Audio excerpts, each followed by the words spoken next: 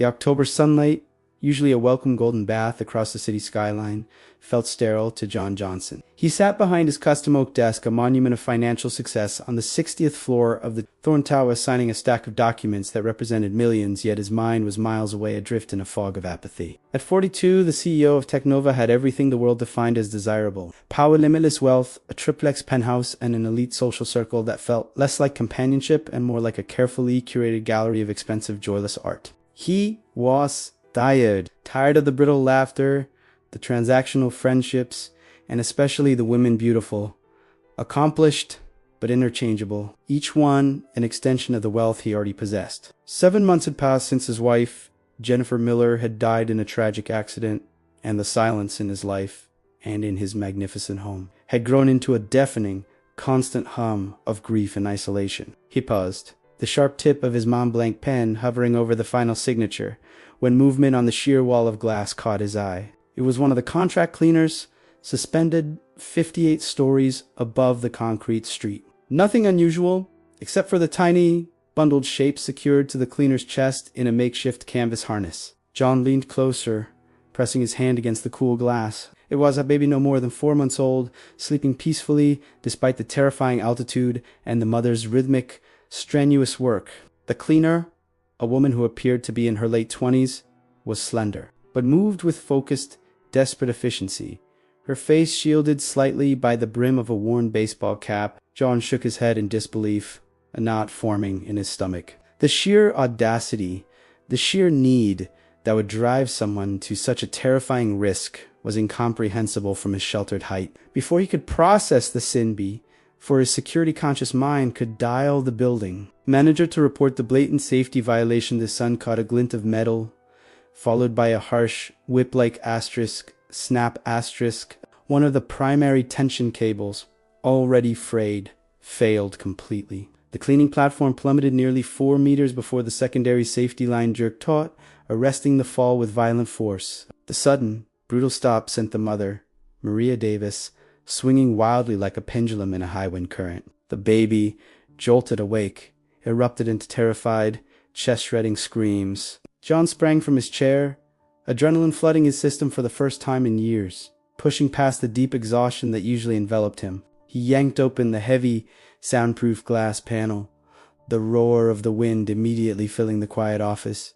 "Hold on," he bellowed into the gale. Just then, Lieutenant Stephen Thomas, a rugged, determined firefighter, rushed in from the hall. Stephen had been on the 55th floor investigating a small electrical fault when the call for the cable incident came in.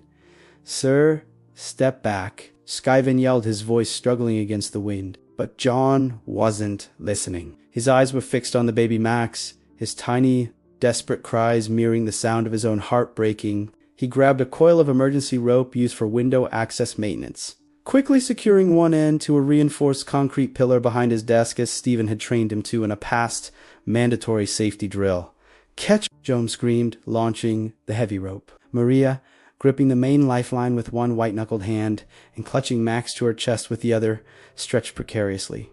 The wind pushed the rope just out of reach. On the second desperate attempt, her fingertips brushed the coil, and she seized it, wrapping it around her wrist. John began to pull, his muscles burning with an unaccustomed strain, as Stephen guided him on how to secure the line for maximum leverage. Inch by agonizing inch, John dragged the terrified woman and her child toward the relative safety of the office. Finally, with a grunt of immense effort, he pulled her completely through the window frame, and they collapsed onto the polished marble floor, Maria landing partially on John, the baby Max cushioned between them, still sobbing hysterically. Maria, panting, checked Max meticulously, her hands trembling. He's okay. Thank you, she whispered, tears streaming down her soot-smudged cheeks, the fear only now turning into relief. John, shaken but strangely energized, was just helping her to a plush leather chair when the corridor door creaked open. Slowly, he froze, his breath catching in his throat. Nicholas, his 6-year-old son, Nicholas Young, who had not left the sanctuary of his bedroom suite in 7 months, who had descended into a world of silent, private misery after his mother's death, was standing at the threshold. Nicholas's eyes, dull and empty for so long, were wide and fixed, not on the chaos, but on the small, whimpering bundle in Maria's arms. Nicholas took a tentative step, then another. He walked directly to Maria and the baby, staring down with an expression John hadn't seen since before the tragedy, curiosity bordering on wonder. Nicholas slowly reached out a small, pale hand and lightly touched baby Max's cheek. The baby, startled, stopped crying for a moment, looking up at Nicholas. Then the impossible happened. A faint, hesitant smile touched the corners of Nicholas's mouth, a genuine, living expression of joy. John's knees buckled. He had to grip the desk to maintain his balance, tears of pure, overwhelming gratitude blurring his vision. All the doctors, all the therapists, all the expensive remedies had failed. A near tragedy, and a woman who risked her life for her child had accomplished what millions of dollars could not. Nicholas spoke. "He is," Maria replied, her own eyes still wet, but with a newfound, gentle warmth. John knew, in that single, profound instant, that his life had irrevocably changed. He didn't know how, but this woman, this accident, was the hinge point. Lieutenant Stephen Thomas, having secured the loose ropes, looked at John and nodded, a silent recognition passing between the two men. "I know this girl, sir," Stephen said, stepping forward. "Maria is tough. She's been down on her luck since her folks disowned her, but she's got integrity, and she works harder than anyone I know." This unexpected character reference solidified John's impulse. He took a deep breath, collecting himself. "Maria," John said, his voice husky with emotion, "I want to make you an offer. I need help here. With Nicholas, with the house." He gestured around the vast, silent office. "I'll hire you as my live-in house manager and Nicholas's primary caregiver. $7,500 a month, full benefits. Your son, Max, is welcome. You and he will have a secure, private suite. No windows to clean, just a warm, safe home." Maria looked from Nicholas's small, smiling face to Max's peaceful one, then up at Chijon. The reality of the offer too staggering to immediately grasp. It was salvation, a miraculous escape from the constant, desperate fear of poverty. "Sir, I accept." The fragile moment of connection and relief was shattered by a sharp, imperious voice from the doorway. John Johnson, Sandra Thomas, John's mother-in-law, Jennifer's mother, entered the office like a force of nature, impeccably dressed in a bespoke navy suit, her silver hair pulled back in a severe sheen. Her sharp gaze took in the wet floor, the discarded climbing gear, and finally, Maria, still pale and disheveled in the designer leather chair, holding her child while Nicholas stood close by. Sandra, John began trying to maintain composure. "There was an accident. This is Maria. She was just cleaning the windows." A cable snapped. Sandra ignored him, her eyes narrowing as they scrutinized Maria. "And now she's in your office, holding her. Asterisk, offspring, asterisk, while my grandson looks like he's playing with a street urchin."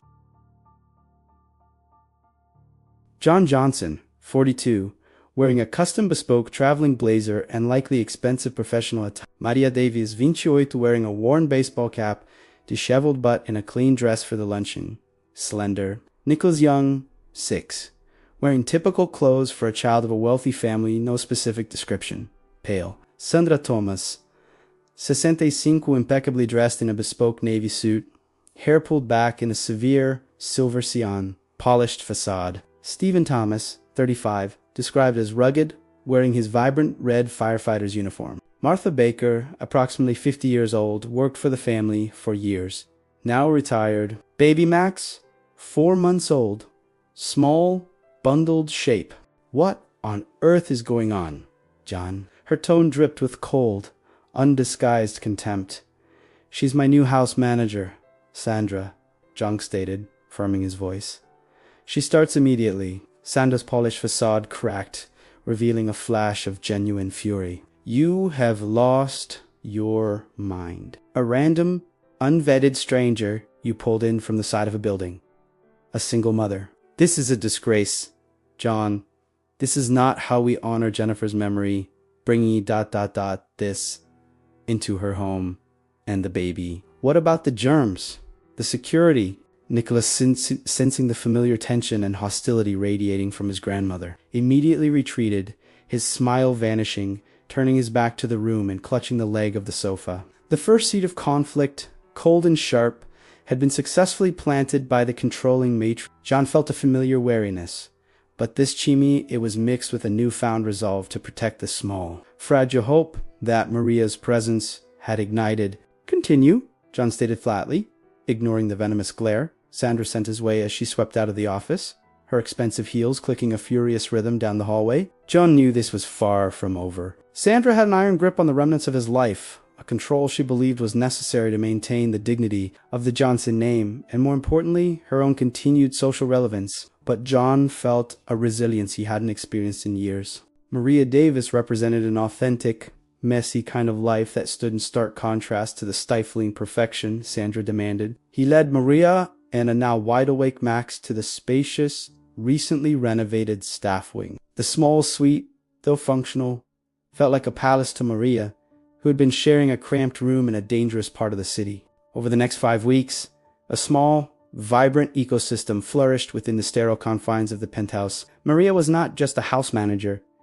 She was a soothing presence. She never pressured Nicholas, recognizing the fragile shell he lived within. She simply existed singing softly to Max while preparing breakfast, reading technical manuals to Nicholas when he quietly hovered nearby, or attending to the small, neglected indoor garden. Nicholas, who had communicated only with strained rare whispers or panicked silence, started to communicate through actions first, sharing his favorite untouched toys with Max, and eventually speaking short, clear sentences to Maria about the baby's funny noises or the clouds outside. John watched these transformations from a distance, feeling the emotional permafrost around his heart slowly begin to thaw. Maria had brought light and noise and the smell of actual cooking, replacing the endless, refrigerated silence that had followed Jennifer's death. Meanwhile, Sandra was meticulously executing her strategy. She couldn't attack Maria's professional competence. The house ran flawlessly, and Nicholas was visibly healing soul.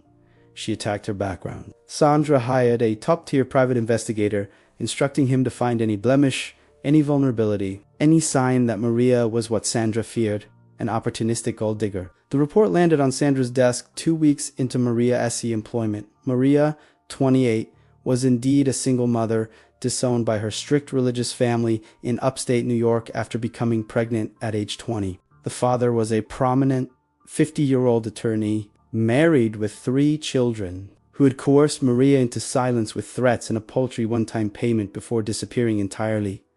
Sandra smiled, a cruel, satisfied upturn of the lips. This wasn't just dirt. It was a character flaw that John, with his high ethical standards, might not overlook. Sandra decided to apply pressure publicly. She organized an exclusive charity luncheon ostensibly to discuss a new museum wing and insisted John bring Maria. "It's good to show us staff. We value them," John chicooed, the lie barely concealed. The venue was the ultra-exclusive Cedarwood Club, where Maria, wearing the single nice dress she owned, felt every bit the outsider. The women of Sandra's circle, Vivian, the banking heiress, and Patricia, the gallery owner, were masters of passive-aggressive dismantling. They peppered Maria with questions, not about her work, but about her life. "Oh, a baby!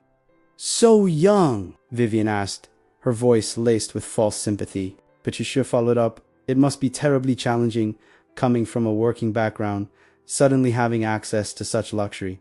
Do you ever feel tempted to—" Maria maintained her composure, answering each query with simple, dignified honesty. But the humiliation was a constant, sharp sting. Sandra merely observed, her expression placid, knowing her allies were expertly doing her dirty work. That evening, back in the quiet penthouse, John found Maria crying softly in the kitchen, Max asleep in the nearby carrier. He asked softly, leaning against the marble counter. Maria nada, unable to speak, the accumulated strain of the day overwhelming her. They made me feel like I was dirt. John pushed off the counter and stood beside her. "They're miserable. Maria, Sandra's entire life is maintaining an illusion." He hesitated, his gaze intense. "But I know you didn't plan it, and I know you're not here for the money. You're here for Nicholas." The shared vulnerability deepened, bridging the chasm of their different worlds. John reached out, his hand gently cupping her chin, tilting her face up. His eyes, usually guarded and distant, were open, filled with a mixture of sadness and emergent affection. He leaned in, closer than was appropriate, closer than he had been to any woman since Jennifer Maria, he murmured, his voice thick. Just as their lips were about to touch, the moment of emotional risk reaching its peak, Nicolas appeared in the doorway, rubbing his eyes. Dad, can Maria read me a story? The moment was instantly broken. The spell shattered. John straightened quickly, a flush rising on his neck, the air suddenly charged with unexpressed tension. Maria took a step back, her heart hammering against her ribs, and offered Nicholas a warm smile, masking her own turmoil. Of course, Nicholas, the interruption served as a jarring reminder of the complicated reality they inhabited. John left 2 days later for a critical business meeting in Singapore, a trip scheduled to last a week. Before leaving, he sought out Maria. Sandra will likely be around. I trust you to handle her, but if she crosses a line, call Lieutenant Stephen Thomas. He told me he'd be checking in.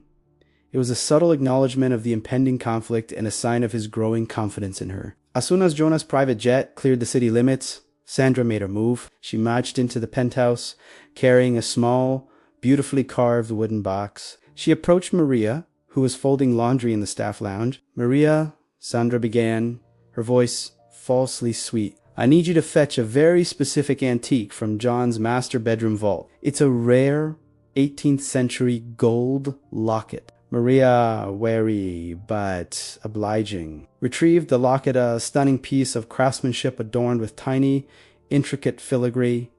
Sandra took it, examining it closely. Perfect. Now, I simply want you to take this locket and place it for safekeeping. Asterisk inside asterisk. This box of Jennifer's clothes that I'm taking for donation. Maria did as instructed, placing the locket inside the box of clothes Sandra had brought. Maria returned to her duties, unaware that the box of clothes was a prop, and the locket Sandra had asked her to place inside was a duplicate. Later that night, Sandra entered Maria's small staff suite, her face a cold mask of determination. She found Maria's laundry basket filled with clothes and Max's wash. Reaching into her handbag, she pulled out the real antique gold locket, the one Maria had never touched carefully, buried deep beneath a pile of Max's tiny, soiled baby blankets. Let's see how John's misplaced trust holds up against incontrovertible evidence, Sandra whispered into the empty room. The emotional turning point was set, the stage prepared for a devastating accusation. John returned from Singapore late Tuesday afternoon, exhausted but buoyed by the prospect of seeing Nicholas's improved state in Maria's calm presence. He was met not by the domestic peace he craved, but by Sandra standing sentinel in the foyer, her face a carefully constructed portrait of devastation. Before John could even shed his bespoke traveling blazer, she thrust a hand to her temple and delivered the fatal blow. John, Darla, I am ruined.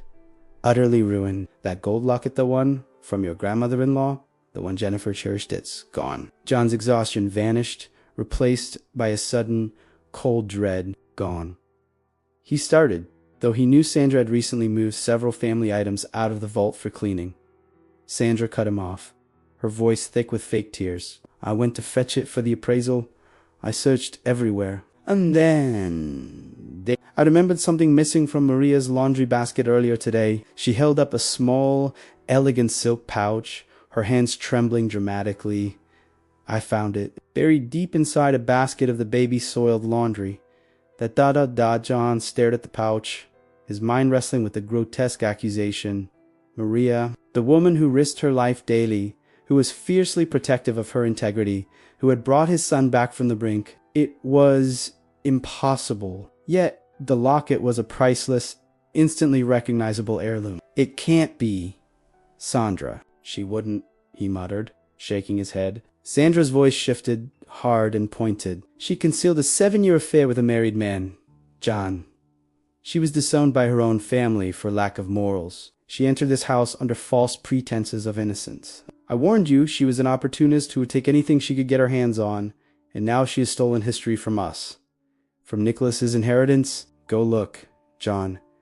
Torn between his gut instinct and the tangible evidence, John allowed Sandra to lead him to Maria's private quarters. He found the crumpled baby blankets and, following Sandra's pointed direction, plunged his hand inside the large canvas hamper. His fingers closed around the cold, unmistakable filigreed gold. He pulled it out, staring at the antique locket of weight far heavier than its actual mass lying in his palm. When Maria walked in moments later, returning from a quick trip to the grocery store with Max asleep in the stroller, she saw John holding the locket, his face a complex map of betrayal, confusion, and doubt.